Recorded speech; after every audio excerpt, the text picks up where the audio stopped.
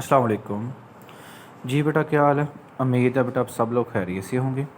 Exercise 2.3 बेटा। अब देखिए एक्सरसाइज 2.3 में जो हमारे कंसेप्ट बेटा, जो फॉर्मूले, जो वैल्यू इस्तेमाल होनी है उसके बारे में आपको पता होना चाहिए। जैसे देखें, जिसका इसको हम बोलते हैं स्क्वायर रूट। जैसे ए, उसके अंदर वैल्यू हमारे पास स्क्वायर रूट ए है। स्क्वायर रूट को क्या बोलते हैं?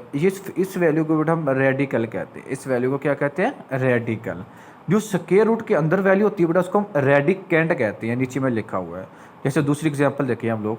ये एग्जांपल जिसमें मैंने सर्कल लगाया, आपके पास ये वैल्यू है सर्कल वाली। अब इस वैल्यू को हम क्या बोलेंगे? रेडिकल। और जो उसके अंदर वैल्यू होगी वो रेडिकेंड होती है। उसके अंदर जो वैल्यू जो स्क्वायर रूट के अंदर होती है वो रेडिकेंड होती है। अगर इसके यहाँ पे 3 आ जाए, 4 आ जाए, 5 आ जाए, वो रेडिकल ही होते हैं। वो एक रेडिकल फॉर्म ही बेटा आपके पास होगी। अब देखिए, ये रेडिकेंड और ये रेडिकल फॉर्म। एक और एग्जांपल है, ये रेडिकल है और ये फॉर्म आपके पास क्या आ जाएगी? रेडिकल। ये रेडिकेंड फॉर्म है आपके पास।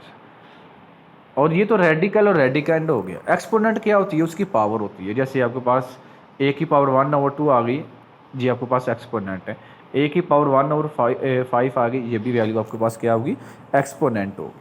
अब देखिए स्क्वायर रूट की वैल्यू क्या होती है? जो सिंपल आपके पास स्क्वायर रूट हो, ये आपके पास स्क्वायर रूट है बेटा, इसकी वैल्यू क्या होती है? 1/2। अगर यहाँ पे 2 भी लिखा आ जाए ना, उसका मतलब भी आपके पास ये वैल्यू 1/2 के इक्वल होगी।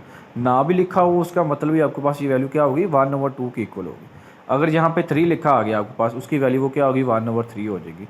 जहाँ अगर 4 लिखा आ जाता है तो वो वैल्यू क्या हो जाएगी? 1/4 होगी। 1 क्या होगी? 4। अगर यहाँ बेटा 5 आ जाए लिखा तो उसका मतलब क्या आ जाएगा? वैल्यू 1/5 के इक्वल होगी। जो आपके पास यहाँ पे रेडिकल जिसे हम कहते हैं जजर के साथ वैल्यू लिखी होगी, वही 1 में आपके पास आएगी। अगर यहाँ पे n लिखा आ जाए तो उसका मतलब क्या होगा? वो 1/n होगी। इक्वल उसकी वैल्यू क्या होगी? 1/n के इक्वल होगी। अब चलते हैं क्वेश्चन में। पहला क्वेश्चन सेम इसी से रिलेटेड है बेटा।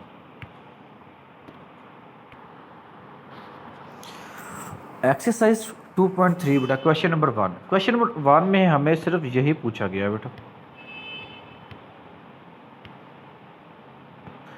क्वेश्चन नंबर 1 में बेटा हमें यही पूछा गया है, आपने रेडिकल और एक्सपोनेंट की फॉर्म में लिखना है। जैसे हमने अभी प्रीवियस किया है क्वेश्चन, उसके बारे में रेडिकल फॉर्म क्या होती है और एक्सपोनेंट क्या होती है। अब आपके पास ये रेडिकल फॉर्म है, यहाँ पे आपके पास क्या वैल्यू 3 दी गई बेटा। हम इसको एक्सपोनेंट में कैसे कन्वर्ट करेंगे? यहाँ 3 है तो मतलब होल की पावर 1/3 आ जाएगी। होल की पावर क्या आ जाएगी? 1/3। इसको सिंप्लीफाई नहीं करना, उसने लिखा हुआ डू नॉट सिंप्लीफाई, इसको सिंप्लीफाई नहीं करेंगे। -64 होल की पावर क्या आ गई? 1/3। ये हमारा आंसर आ गया -64 होल की पावर 1/3। हमारा आंसर क्या आ गया? -64 की पावर 1/3। इसको हमने एक्सपोनेंट में कन्वर्ट कर दिया। इसका मतलब वो पावर की फॉर्म में वैल्यू आ गई। एक्सपोनेंट को हमने रेडिकल में कन्वर्ट करना है, रेडिकल को एक्सपोनेंट में कवर करना है। नेक्स्ट क्वेश्चन देखिए, 2 की पावर 3 और 5 है, ये हमारे पास एक्सपोनेंट में है। इसको हमने कन्वर्ट करना है रेडिकल फॉर्म में। अब 3 लैदा कर लेंगे। जैसे देखें ना, 3 मल्टीप्लाई हम लिख सकते हैं 1/5। जब 3 को 1 से मल्टीप्लाई करेंगे वो 3 1 3 हो जाएगा, दोबारा वैल्यू वही आ जाएगी। इसलिए मैंने 3 लैदा कर लिया, 1/5 अलहदा कर लिया ब्रैकेट के बाहर। 2 की 3 और ब्रैकेट 1/5। जब ये मल्टीप्लाई करेंगे, ये पावर से मल्टीप्लाई हो जाएगी। 3 1 3, वो गिवन वैल्यू हमारे पास जो हमारे पास पहले से गिवन वैल्यू थी वही आ जाएगी। अब 2 की 3 होल की पावर 1/3। अब देखिए 1/5, अब 5 है यहाँ पे तो यह क्या आ जाएगा? स्क्वायर रूट, यहाँ पे हम 5 लिख देंगे। अगर यहाँ 3 होता तो हमने 3 लिख देना था। ये हमारे पास कौन सी फॉर्म आ गई?